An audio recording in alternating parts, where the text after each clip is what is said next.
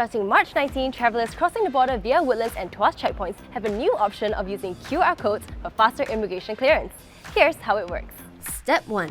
Download the MyICA mobile app and input your passport details. You can do this by retrieving your details via SingPass or scanning your passport's machine-readable zone with the app's camera. Step 2. Before beginning your travels, generate an individual QR code if you are traveling alone, or a group QR code if traveling in a group. Up to 10 travelers' details can be included in one group's QR code.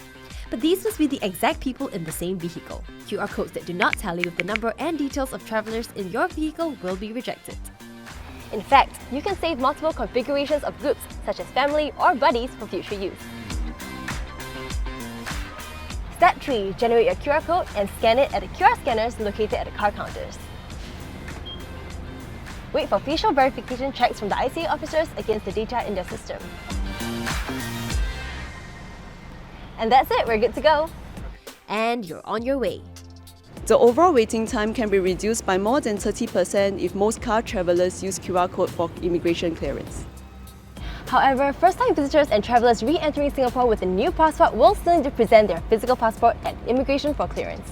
Happy travelling!